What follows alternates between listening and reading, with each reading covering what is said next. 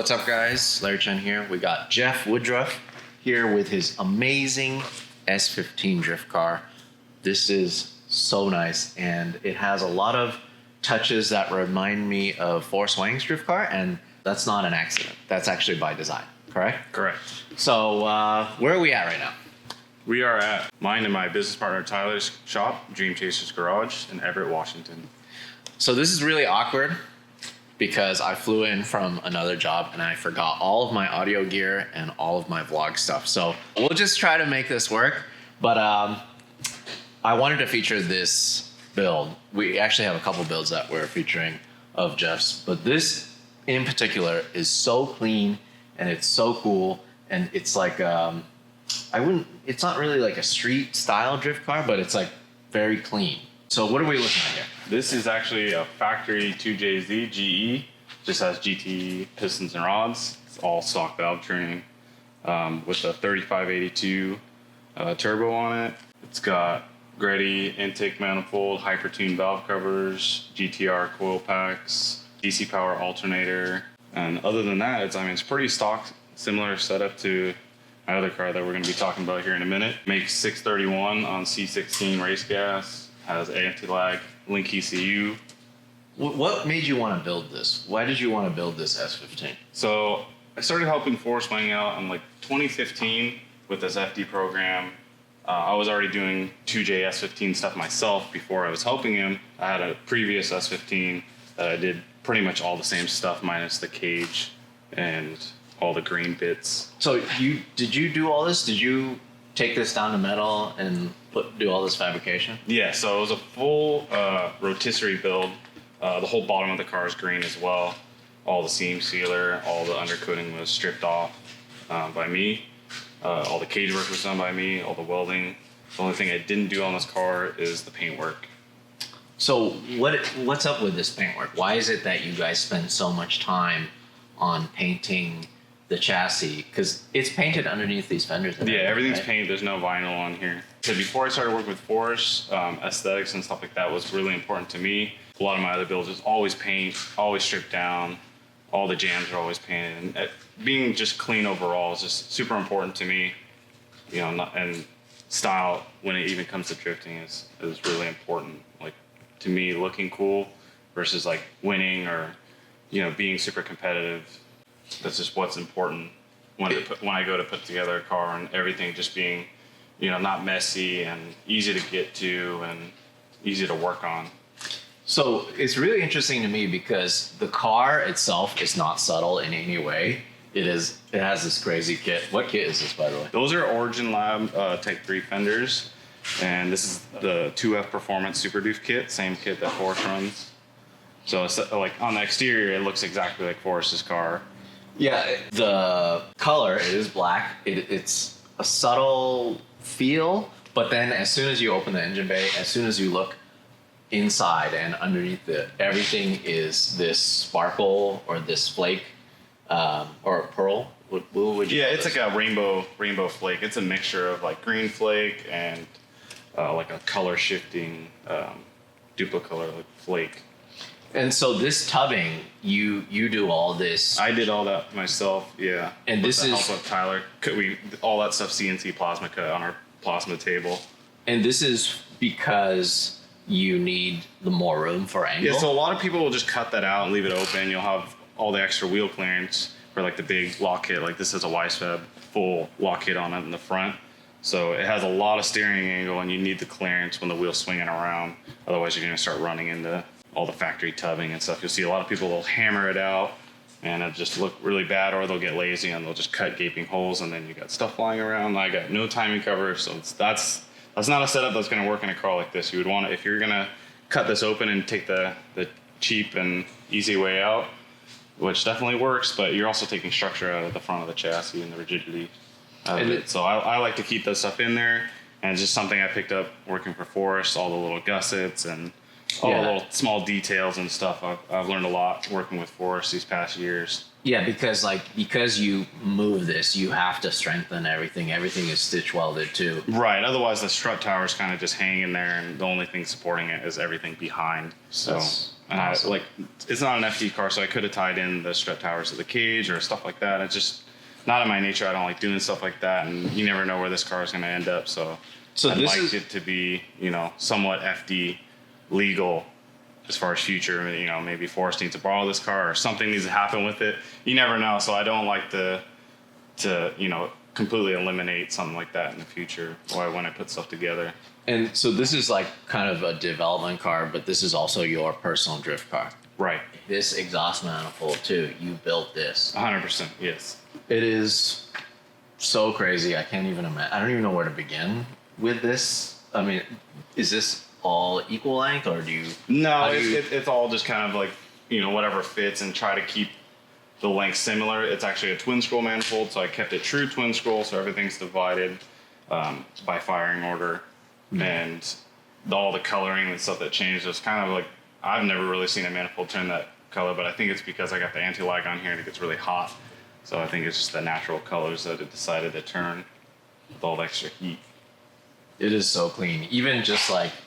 You even have to cut this, right, for the Wisefab, or for the Wisefab, just to bring everything out. I think you can get away with not doing that anymore with the Wisefab kit if you didn't have remote reservoir coilovers like these yellow speeds.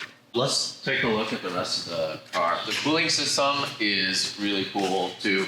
For a car that is a full-on drift car, just the way you did it is super clean. Like instead of a huge opening, it's just part of the Lexan window.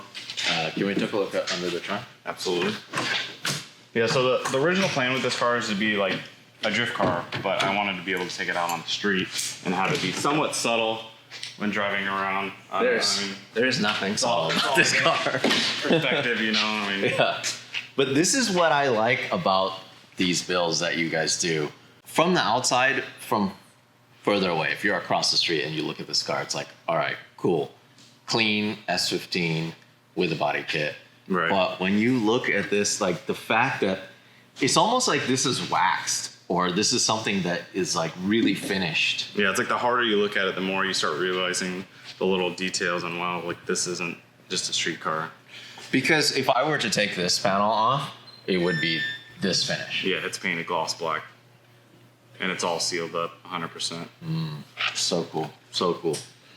All right, so what are we looking at here? Basically, this thing's got the whole Radium catalog. It's got a 10-gallon Radium fuel cell, in-tank surge tank from Radium. It's got their little carbon fiber lid that's pretty new. Radium fuel filters all mounted in the back. Pillar neck from Radium. It's got a Mazir electric water pump, CNR, a rear-mounted radiator. It's got MR2 electric power steering over here, tucked away in this corner with a PSC reservoir with a built-in filter. So MR2 from SW20? Yep. Oh, okay. Same power steering that Force has been running since like 2014. And no issues, never had a failure, hiccup, anything. And they've always been used pumps. And none of these have started out as brand new pumps, which probably make more sense, but we've never had any issues. So we just keep an extra in the trailer. And because you can't use the stock S15 stuff? You can. Yeah, you can definitely use the factory like 2J power steering pump and the factory rack, which it's still a factory like S14 rack, and we'll get more into that later when we get into the interior bits. But yeah, the electric power steering is super nice. Like when you're moving the car around, it's not on, and it just the feel with the Wisefab to me is like it feels great, and I wanted to test it out myself, so that's why I went with the MR2 pump. And you guys are really early in developing this sort of layout. Right. For a rear radiator. Right. So if you look at like a car like Forrest's, his is typically cut straight down the back. This is actually a carbon fiber duct that came from Russia, custom made, and something I wanted to try out. I like the little carbon fiber subtle pieces, so I went with that on this car. Typically I would do just a straight cut down the back and then half Lexan on the top.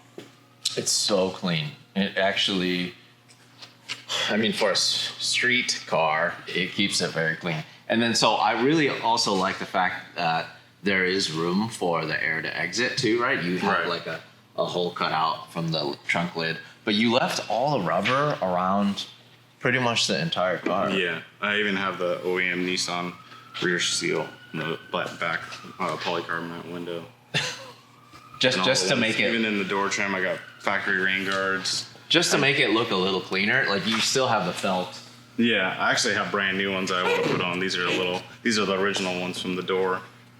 So I got all new seals to put in here too. Right. Some of them are just old and weathered. I mean, because even though there's no window anymore because of the door bars, you still want to keep it like a factory look. Yeah. I mean, you still have the side sill and everything. Yeah. That is just so cool. Factory door handles, still locks. Let's talk about the interior. All right, Jeff, what are we looking at in the interior? So this is similar to Force Wings, competition car. It's left-hand drive swap, the woodwork steering column, and wood brakes, and NRG steering wheel, Link aim dash display. All the wiring for the Carling rockers and stuff was done by me as well.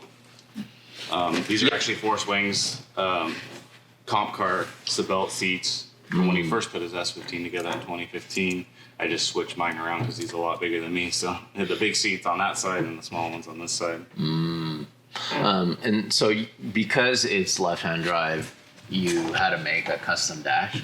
This is actually a dash that's sold by a company in Europe. I actually got this from Odi Bakchis. He had this laying around. He went with the tri-carbon unit, and I was struggling to get one in a reasonable amount of time. I had ordered a couple and they just never came through. So he had this one on hand. So I ended up getting this fiberglass dash from him, and I had it painted to match the exterior. I haven't had any issues with the sun reflecting off of it yet, but I do plan on making a tri-carbon version of this myself. So hopefully that will eliminate any sun glare off the dash. Is it a really big issue for you to switch from right-hand drive to left-hand drive in S15? It is for me personally. I've had tons of right-hand drive vehicles. It's fun to drive around on the street, but it's really just all my depth perception, everything gets thrown off, and I'm not good with e-braking with my left hand, and I'm still, drifting. I'm not even a pro-am competitor myself, so I'm still learning the little bits and stuff like that. So I just want to do what's comfortable that way and make the learning process go a little bit smoother, I think.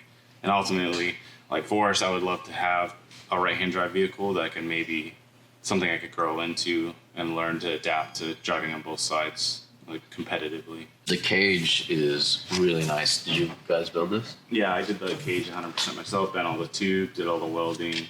Like I said, the only thing I didn't do is the painting and all these little carbon bits. That's just kind of my style. That I like adding little dress up things, and it keeps the paint on the cage from getting scratched up and noticing all the little paint chips and stuff on the door bars. I keep saying this, but it's just so clean. Even the wiring matches the inside of the chassis. Yeah, so that was just something I randomly came across when I was buying all my wiring supplies. And I'm like, oh, let's see what other colors they have. And they had green. So I was like, oh, that might look cool. So just kind of went with it, see how it looked. And I've gotten a couple compliments on it, so I'm glad I did it. So you like the like handbrake, traditional handbrake style? I just think it feels like more traditional to like, back when you're first learning how to drive, most people aren't going to have a stand-up e-brake, at least back when I first started to learn how to drift. It's just comfortable for me. I don't have anything against stand-up style. I think eventually if I had like a sequential transmission, something that was right next to it and I wasn't shifting in an H pattern, I think it would probably be more natural. You're pulling back to upshift and you're also pulling back to lock up the rear tires. What about the transmission? The transmission is a factory BMW 335i transmission and a Cooler Works shifter. Oh, so that just matches up to? It utilizes a PMC adapter plate and flywheel with the ACT clutch, and so far it's worked pretty good. This is the first time I've done a BMW trans for myself, and I like it. It's pretty common. It's pretty common these days because the BMW transmissions are really inexpensive, and they're pretty compact as far as size. So they'll fit in a factory tunnel a lot easier than say like a CD09, which is like a a very large transmission for being a 6-speed. And Yeah, because that would basically be all the way back here then. right, and then the shifting and everything. It's like this actually has a whole fabricated tunnel, so I have miles of clearance for any transmission. I've kind of overbuilt the car to, in the future maybe upgrade things like the transmission to go with something that maybe a different size, and then make it more serviceable when I'm pulling the transmission out. Because we all know when you're pulling a transmission, maybe even up the track, it's not too fun to be doing on the ground, and always having more room would definitely make things easier. This is so cool. Let's talk about the wheel, tire, and brake combo. This it's pretty cool that you're running Cadillac brakes, but before we started rolling, you were saying that you're going to change these out. Yeah, these are actually Nikolai's brakes, and I'm just borrowing them for now. So, because they're off of what, CTSV? CTSV, yeah, 6. So what are you going to do? I'm going to do Nismo Stop Tech brakes that were originally available for the 350Z. We actually designed our own CNC billet bracket to make those calipers work on the S chassis. And I'll actually put the placement of the factory caliper, because these are even with the CTSV adapter, kind of positions the caliper down more just to be able to fit the different cheap bolt patterns onto the factory S chassis spindle. So the Nismo one would be a little bit more upright where the factory caliper would normally sit. Do you actually drift on these wheels? Yeah, these are my only steer wheels that I have right now. Not originally the wheels I was going to run on the car, but the gram lights I originally ordered still have yet to come over a year now. So I think there's a big supply chain issue that I think we're all familiar with going on right now. That is a flex, though, running these wheels as drift wheels. What about the rears? Same wheels, different spec. Yeah. Oh, what specs? These are 18 by 9.5 plus 12. A little aggressive for Weissfab, but if you kind of look at the fitment, it's not too bad with the amount of camber that you tend to run with the Weissfab lock kit. Mm-hmm. So normally you'd want to run something around in the 20s, but these are just kind of what I could get at the time, and was able to make them work and without having too much Weissfab polkas. It fits. We're all familiar with. Yeah, it fits really good with the kit, though. Yeah, and I've had no rubbing issues. Generally, you'll see like these origin fenders have a little lip, and we tend to cut that off and then kind of start blending it down, because we found that under lock, hitting bumps and stuff like that, I'll eventually crack the fender, and then I'll start working its way up. So that's cool. And then the rear. Rear is a 18 by 10.5 plus 12. I got Federal tires on here, 275. 225 in the front and 275 in the rear. Yeah. Generally, I would like to have 235s in the front, but that, like I said, supply issue with tires right now is just, it's not working in my favor, so that's what I'm running. But I would like to step into a 235 in the future. Gone are the days of the crappy zip-tied drift cars. Yeah. I feel like if you have something like this, you just get so much more respect, right? Like, even all the bumpers, everything is fastened properly.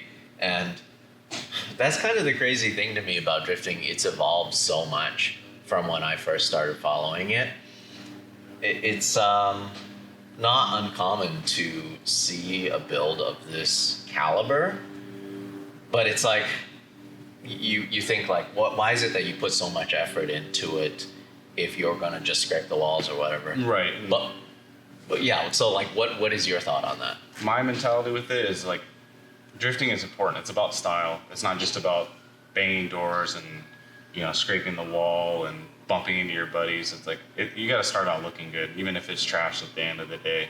Like, style is not just driving; it's also the way your car looks, and that's why Forest tends to run 3-piece wheels, low bumpers, and to me, it's like that kind of just adds on to like how I feel about how a car should look, whether it's a street car, drift car, whatever. Like, it needs to look good, whether you're going for the competition look, a stance look, street look, grip look. And like, the car needs to look, it needs to fit the part. Right. And then of course you have somebody like Forrest who backs up the style of the car with the style of his driving, which is maximum angle, just crazy big initiations, all of that. And it's really cool. Working with him has influenced a lot of not just the way I build cars, but the way I want to be driving out on the track. Cool. Should we take this out on the road? Can we take this on the road? Yeah. Go for a little rip.